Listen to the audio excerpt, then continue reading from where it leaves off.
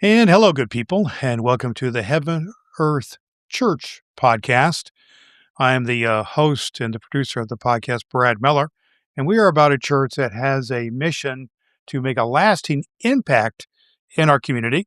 One of the great ways we do that is by connecting up with people in the life of the church and hearing their stories, because this church is all about hearing and sharing stories and having conversations together. So we like to have conversations with the people who are part of the life of the church. And so today we're talking with Adam Holverson, and glad to have you with us today, Adam. And welcome to our conversation, man. Good to be here. I'm honored to be able to take part. So, All right, awesome. Well, Adam, let's just start here. What's hometown for you? Where are you from? oh, that's a little bit of a loaded question. I'll try to keep it simple. I was born and raised in Wisconsin, dairy farm kid.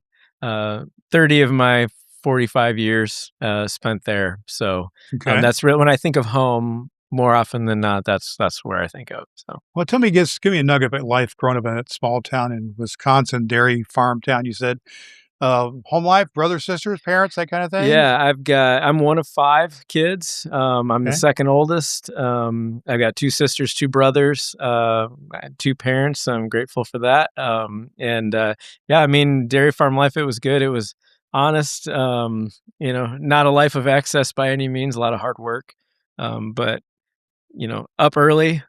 Usually had to be in the barn by 4:30 in the morning when I Wow. was, 13, 14-year-old kid. And, so it'd be working on the farm, and everybody did. It wasn't It was just, just part of life it of your was part of family. life, part of the family rhythm. Yeah. So, yeah. So that was every day, 7 days a week. A part of your family rhythm and life did that involve church life or religious involvement? And tell a little Yeah. bit about that. Yeah, so we were typically, I referenced this morning in our gathering. I can remember my youngest years in a little, you know, stereotypical postcard white country church, out in the rolling farm fields of Wisconsin. And we were there every Sunday, and the Sunday school, like all the things, I guess, that you may stereotypically think of. And but it was good. I mean, it was something our family did, things that I don't, uh, didn't appreciate at the time, but it's been cool how they have come back even now, as an adult, that things that were just kind of seeds that were planted, I guess, in my mind and in my heart that didn't have relevance then that do now. Yeah. And so I'm appreciative of that. Can you give me one nugget of something that you just said didn't have relevance then but do now? Give me one of those. Yeah, so the church that we attended was, I guess you'd say, liturgical, and then by that I just mean, there was a lot of kind of recited things, responsive readings, things like that. So as a kid, I was just going through the motions, But so there were things that we would say, like the Lord's Prayer or the Apostles' Creed. We'd sing the Gloria Patri, Mhm. like some of those things that as a kid I knew the words. Sure. They were in my mind, but they didn't have resonance in my heart Right. until much later. So like Okay. even the Apostles' Creed, the Lord's Prayer, I'm grateful that from the time I can So remember it was the there. rituals of worship were Mhm. pretty ingrained Yeah, in yeah, terms of that type of thing. yeah, Good. yeah.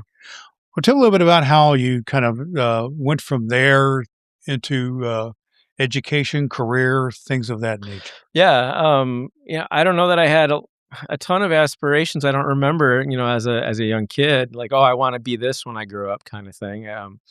Um, excuse me. But late in high school, I had what I perceived as kind of a call to ministry, if you will. And I ended up attending a 4-year private Christian school for youth ministry, and then I added a history and political science major because why not? There you go.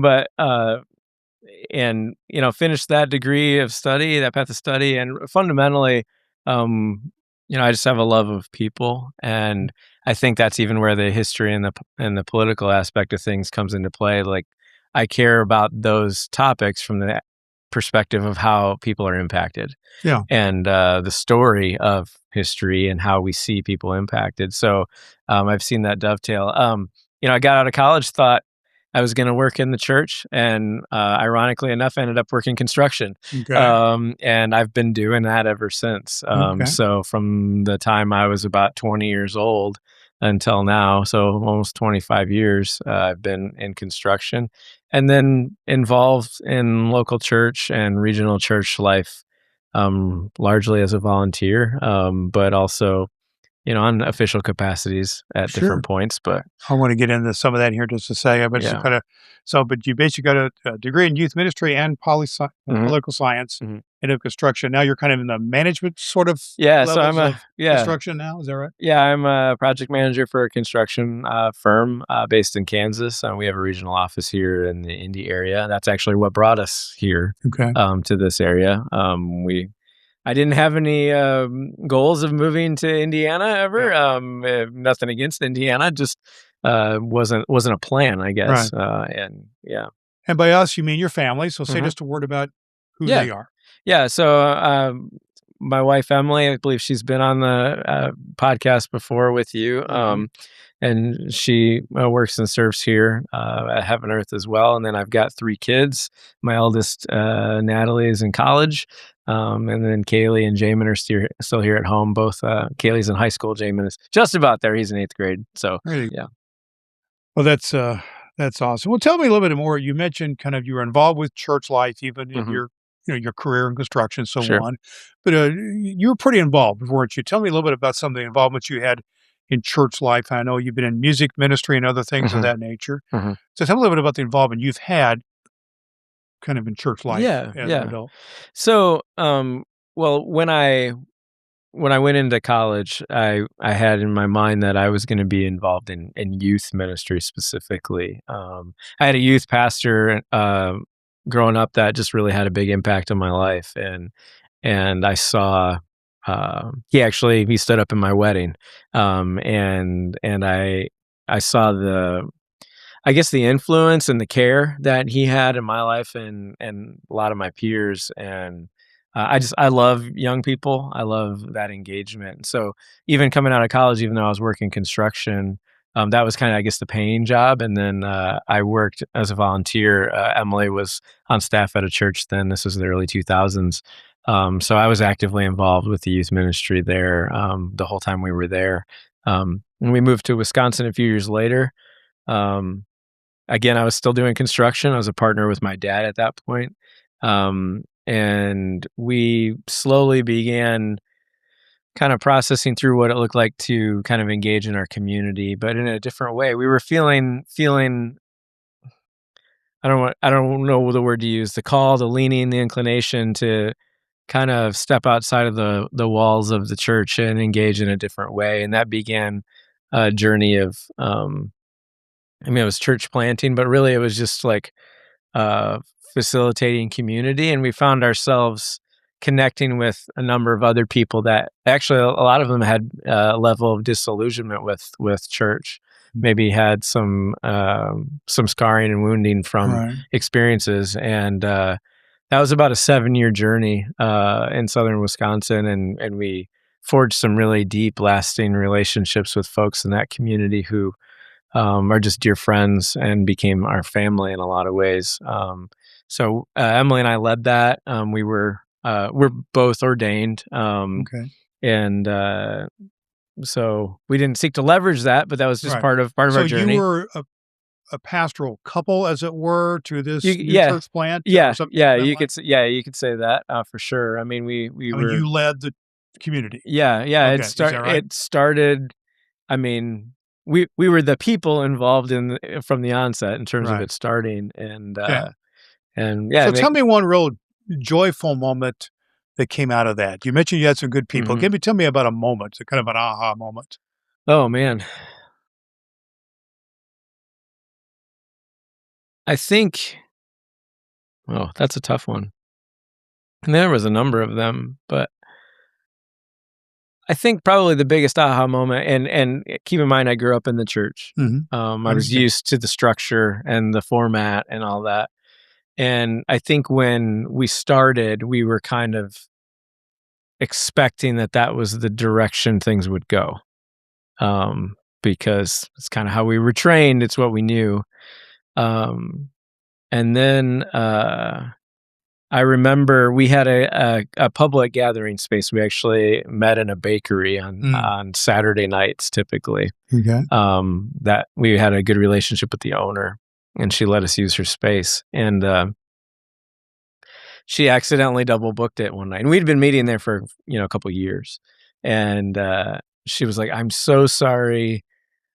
I have this event. Like, I can't let you meet at the bakery." And we're like, "Oh, what are we gonna do?" Like we had that was our public, kind of our visible presence, Right. right near the city center where we lived. And we're like, well, I guess we're just gonna meet at our house. And we lived in a duplex, like it wasn't like a big Yeah. house, a small living room. Right. And that was definitely an aha moment, because actually the intimacy we felt in that gathering, it was like a light bulb went on. It was like, there's a beauty in this. And that started a journey of actually that we never went back. Like Yeah. we stayed Oh, you stayed in homes from there on out. And at one point, I remember one night we had like 26 people sitting in our living room. And we had one couch and one love seat and some card chairs and like a piano bench. And we were just, space on the floor or right. whatever. Yeah. Huh? Yeah. So there was a beauty in that. And what I think kind of crystallized is like, this is about more than a structure and a mode of doing things. This is about, a collective heart and why we're here. And awesome. That was pretty cool. Is that community of faith still with us? So I guess it depends on how you define that. One of the challenging things about, sometimes you play a role in a group of people where you have kind of a glue effect, I guess you will. And we never wanted to be like a cult of personality, like Right. It wasn't about us. And so it actually did continue after we moved, and for a while. And there was some interpersonal challenges and things that cropped up, not really amongst that group, but like with members of that group and relationships outside of that group. Yeah. That kind of, it just slowly kind of eroded. So unfortunately, officially, are they still gathering? No, but there's still definitely a connectional element with those folks. Yeah, probably ask that is because, there's ebbs and flows to everybody's personal experience and their experience in the communities of faith. Right. Absolutely. And some people kind of fade in and fade out and more involvement. But when you're involved in kind of a pastoral role, so like you and Emily were, that you get a level of ownership with that or a deeper investment. Mm-hmm. And so that certainly is both joyful and painful at times. So, well, you mentioned that job opportunities brought you from Wisconsin to Indiana, Indianapolis area where we're at. So tell me about that transition, and then also in terms of how that led you eventually to even have HeavenEarth Church on your radar. Yeah. So it was a little bit of a circuitous route. We actually didn't go straight from Wisconsin here. We went to Michigan. Okay. We were in Michigan for 3 years. I see. And we had one of the opportunities I had when I was younger in college. I actually spent some time studying in the Middle East, and just really have a heart for folks of the region. I studied Arabic and Islam and some of the conflicts, regional, religious and cultural, political conflicts. It was a really eye-opening experience from a kid that grew up on a farm in southern Wisconsin. The nearest town to me was 250 people. And I spent 4 months living in the heart of Cairo, Egypt, on a 9th floor flat. And at that time, it was like 23 million people in that greater area. And I learned that I could live anywhere. And I also learned a love for the people. And, I was very much a fish out of water, but I still learned to breathe the air, so to speak.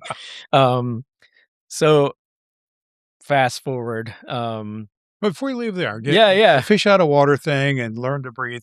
Give me one kind of specific experience out of that was, just opened your eyes or touched you or was terrible, whatever, Yeah. Wow. There was a lot. So I was there in the fall of 2001. I was actually in Cairo when 9/11 occurred. Oh my gosh. So I was in Egypt. And that in and of itself was a really interesting experience to process, observing folks back home from afar. And I mean, and this is, 2001, not everybody even had cell phones. Right. We weren't texting and FaceTiming and all the things so I was there, we stayed, and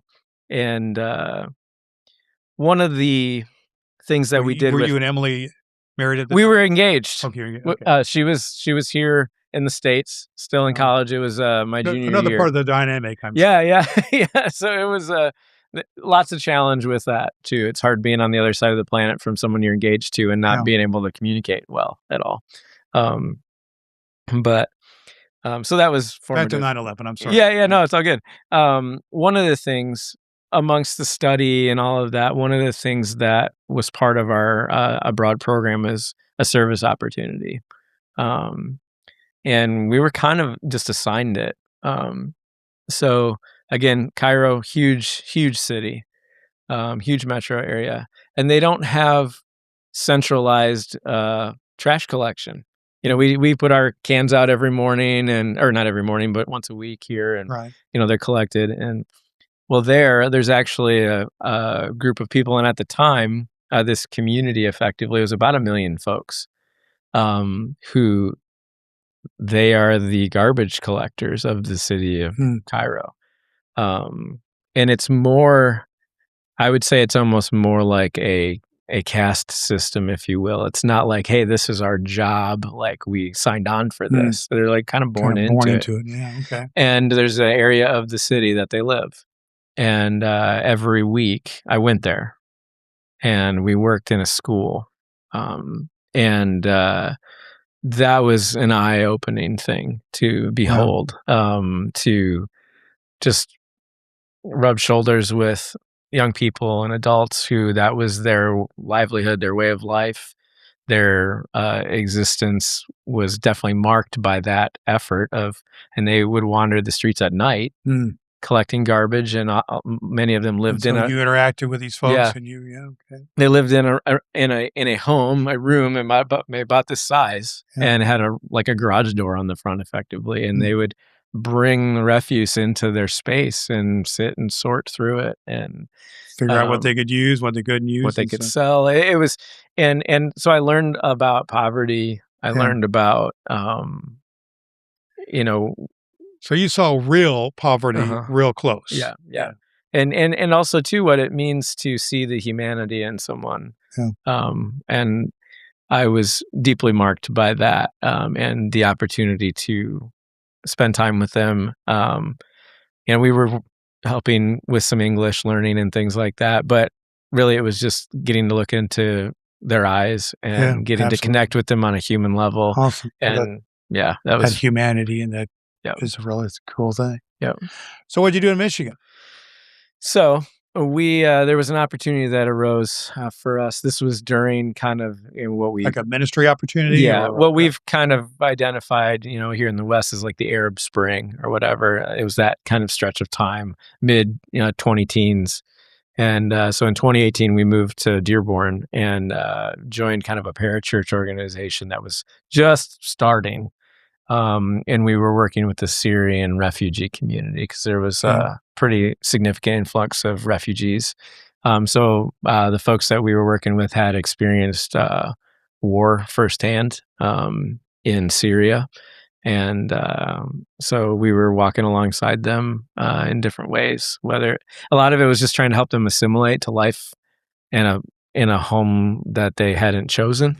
And be friends and neighbors to them. So you're part of this kind of a community development thing, or was this an actual worshiping body, or what? It was it took different forms. Early on, it was a lot of more on the community development side. We would pursue community initiatives, just trying to connect with kids, especially. We did a English camp each summer, a week-long intensive, where we had, I can't even remember, at least 100 kids. And it was intense and so much energy we did like a soccer event because there's, the beautiful game, as Right. people call it. Like Sure. there was a commonality there, and we would rent out space and just play soccer, and just build relationships. But then also too, we got into some level of assistance in terms of helping them gain a pathway for citizenship, things like that. So English lessons, studying for citizenship exams. There was one gentleman who was had been a veterinarian in Syria for 20 plus years and could not get licensed here because his English wasn't good enough. So he was working as a veterinary assistant in a vet hospital. After his prior life being the main exactly person, and so just meeting with him weekly, and we would work on language to try to help him develop that. But then that also too was just, I would hear his story, just living life, and hear some of what he'd experienced. He had adult children and one child at home, and they were scattered across the globe because when they fled, they ended up in different places. So it's amazing stories here. Oh, and any of these stories we're talking about here, we could camp out for a long time. But I really wanted to see. Let's fast forward a bit to you came to Indianapolis for job opportunities. Was that for you primarily, for Emily, or for both of you? It was primarily for me. That season in Michigan, it was winding up, and one thing led to another. There was some interpersonal connections we had, and I was offered a job in construction here. And quite frankly, we didn't really have another great option at that juncture. And so made the call to uproot the family and move here in 2021. So didn't know a soul. Didn't have really didn't even actually had a hard time even finding a place to live when we moved here. I spent the first couple weeks in an extended stay hotel because we didn't have a spot we could get into yet. You had a time of some humbling. Absolutely. So in that process, and you got the family dynamics, you got you're married, you got some 3 kids, and moving is always stressful. And here you are. How did was church life a part of your experience when you got here? And then how did Heaven Earth even get on your radar initially? So without delving too deeply into it, some of what we were interacting with in Michigan before we left, so this was, we moved here in late July, beginning of August 2021. So all of us can remember what occurred in 2020, particularly. Sure. So we were, half our time in Michigan was marked by COVID. And Emily was asked to serve in an interim basis as a lead pastor at a church there. And that engagement started right when COVID settled in. It was supposed to be an 11-week deal, and she did it for 15 months. And one thing led to another. She was tough time to start anything. It is, it is. But she was asked to actually candidate for the permanent position, I guess you could say, and then didn't end up being offered the position. And just all of us who work with organizations or whether they're churches or not, there can be things that that's just hurtful. Maybe you experience that you don't, and there was much more that went on behind the scenes with that. But all that to say, we were very tired and kind of wounded when we came here, and so we weren't tired and wounded by kind of a church experience. And not to mention moving, so we weren't looking real hard, I guess you could say.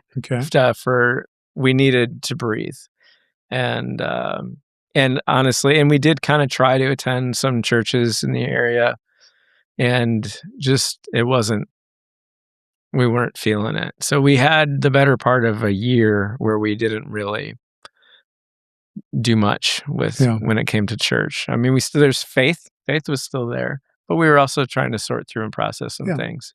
It sounds like you need a little time just to So somewhere along in there, I believe Emily, actually, I may be getting this wrong, she had read something that Ross had written I don't even remember how she came across it.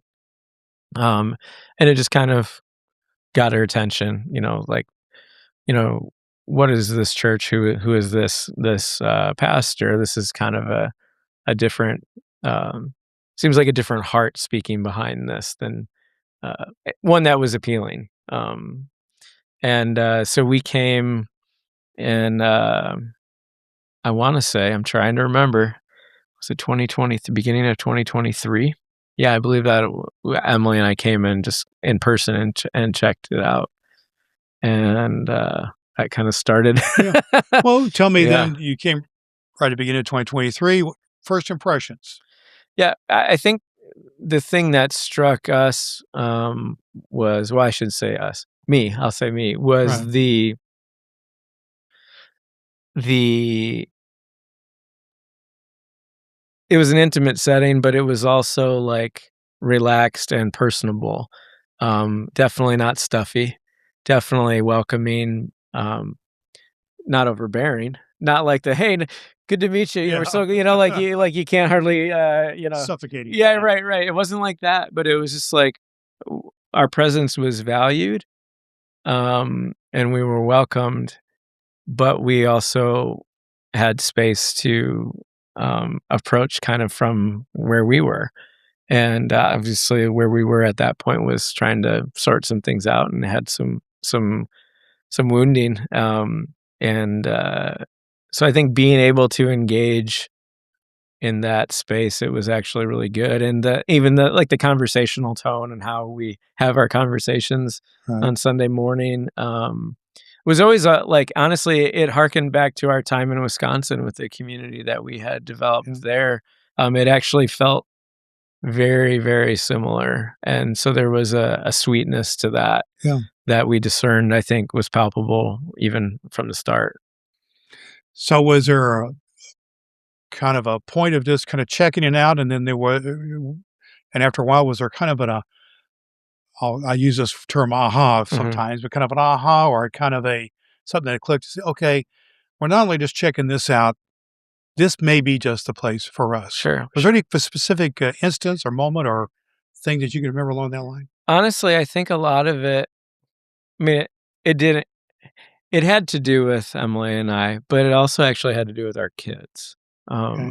You know, when we moved from Wisconsin. So, we were in Wisconsin when we moved back home, I guess you could say, to Wisconsin when Natalie was 2 years old, Okay. and our other two kids were born there. And we were there for about a decade. And so, like, their formative young years were all there. Yeah. And that was the only home they knew. And then we moved to Michigan. We were there for 3 years. Then we moved here, and there's just a lot of upheaval to that Sure. for them. And they had experienced COVID as young people as well. And, so there was all the things. So they were hurting too. And so for us, it was really important that they felt the same way that we felt about. And so I think if there's an aha or something, So did they for the most part, or so the first time we came here, we didn't bring them. Okay. They stayed at home. Right. And we were very just cautious and tried to be caring about bringing them into the equation. And we wanted them to, I guess, have to embrace it as well for themselves on their own and not have it be a coerced or forced thing. And, so over a little bit of time, they connected as well. It resonated, the environment. So that was important. That was super important. Having your kids in a church environment or that they felt some comfort with. So, because that kind of begs the question, and this is part of what I like to understand. You had some initial attraction, and I think you've touched on a little bit here, but what keeps you here? I mean, I would say it's a lot of the same things that connected with us to begin with. But I mean, we're more involved now, so it's not. I guess I wouldn't say, well, what keeps us here is obligation or anything like that. Sometimes you can get rutted and you can get kind of in going through the motions kind of thing. Sure. I think there's a genuine love for this group of people, and a genuine care for our collective well-being, our collective purpose, and we still feel that our journey is part of that. Yeah. And so, so that's where we are. And you've kind of manifested that by you and Emily both have gotten very involved in the church. So Emily's one of the pastors here, and we'll talk about more about that here in a second, about that decision from your perspective. But you've got involved with some things of the church, music ministry, and so on. What led you to take that leap? A deeper leap of commitment into involvement in the church in those roles. I've always loved music. I've been, from compulsory piano lessons when I was a kid to being singled out by my music teacher in second grade to sing a solo in a Christmas program that I was mortified to do. But music has been in me. And so when I was younger, it was late high school, I think I started very with some trepidation being involved in church music stuff, and then was asked actually to be, to lead the music at a church we were in the Chicago area in the early days, and I did not want to do it. I really did. But I felt like for something made me feel like I needed to say yes to that. And I did. And so that started a journey. I mean, it's been 20 plus years at this point, where whether it's been that church or our, the church planting community that we were part of, or even here, I've been involved in music. And there's something for me about that. It's a way personally that I really feel like I connect with God. Sure. Is in music. And I really am humbled and privileged to be able to help others with that. Well, you're not one of the leaders. I'm not sure exactly how the music program is organized here, but obviously you and Emily are very involved with not only participating, but organizing and helping things to happen.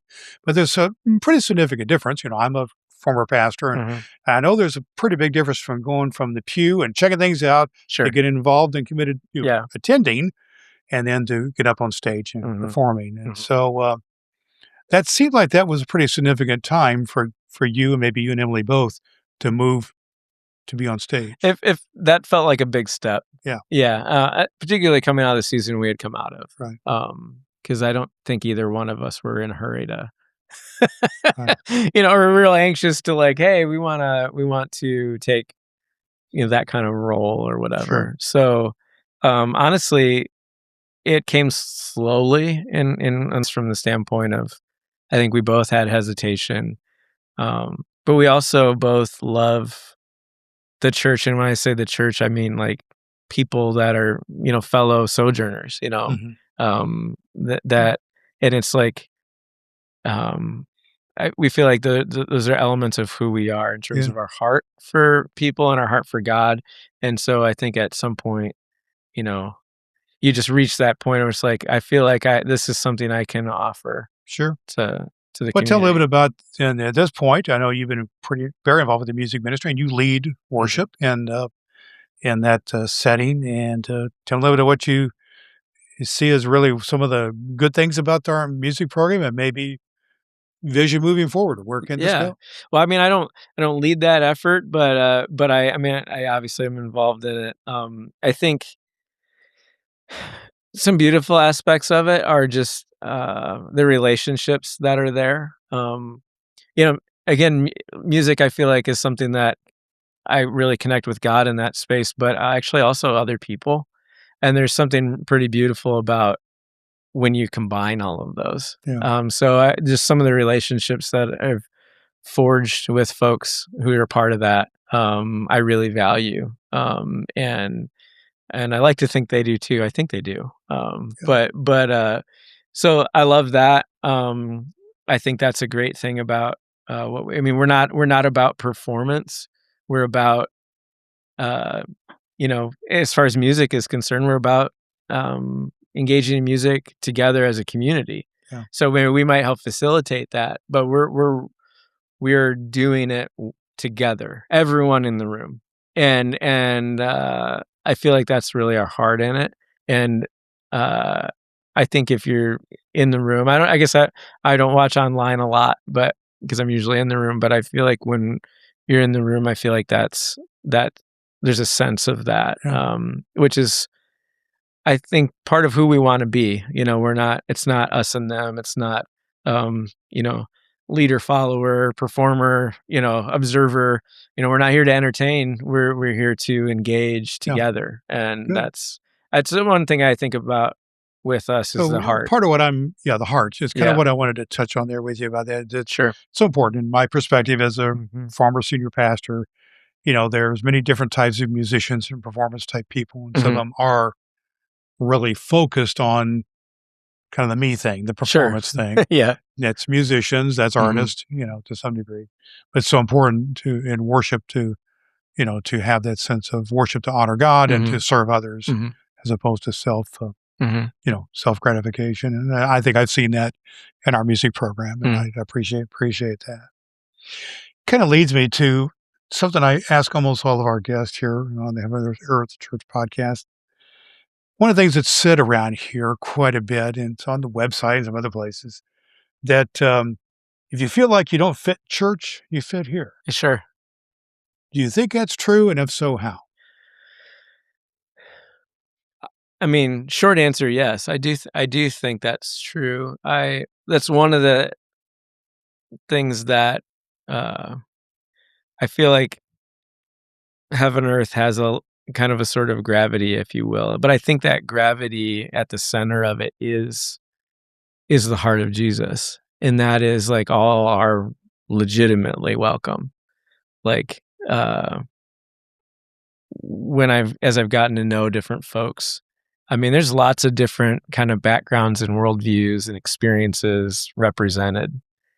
And I feel like that's kind of how it's supposed to be. Yeah. I've been a part of enough different churches where it's like we're all kind of the same, but maybe not in the sense of like, oh, we're all human, but all the same, like we all kind of think the same and believe the same in more of a narrow mind. Homogeneous type of thing. Yeah. But I feel like, the makings of kind of, I don't want to say it poorly, not a truer form of church, but like if I could imagine when Jesus was sparking the movement that he sparked, what he was doing, where his heart was, I feel like that's in the mix here. Sure. And I so love that. You see kind of a collection of all kinds of folks who may in one form or another felt themselves misfits in some way or another, fitting in. Yeah, exactly. Yeah. Exactly. And that's a cool thing to experience. Sometimes we say it's on our mission statement. It's on banners around the church and things like this, as we exist to make a lasting impact in our community. I guess the question again is that an accurate statement? And if so, how? Or how have you experienced that?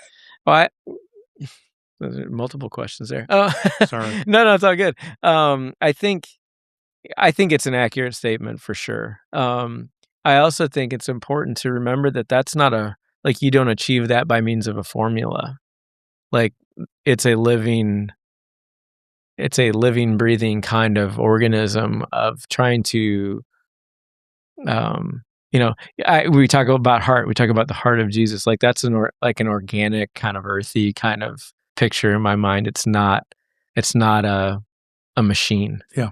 And so do we do everything perfectly? Is everything we do, does it have the whatever this lasting impact is? Probably not. But there's a constant, I feel like, humility and desire to be self-reflective and responsive to the heart of God in what we do. And I see that the different initiatives, the partnerships, thinking back to like storm relief when the tornado literally went through the backyard, Right. and we want to be present and responsive and know the community around us and be not just in it but part of it, and the community a part of us And engaged. and engaged. Right. And I feel like for all the ways maybe maybe we can improve, there's also so many ways that we do. Yeah. And we continue to walk that out. It's a process and a journey. That's awesome. Yeah. I thank you for sharing that. Well, just kind of one more question to kind of wind up our conversation here, and that is, let's just say, Adam, that you have people in your life, coworkers, friends, family, whatever, who are having some sort of a challenge in life, Mhm. health, relationship, job related, any number of things, and they've kind of confided in you, and you have a pastoral background, and but they've confided in you that they're having some struggles or something Mhm. like that.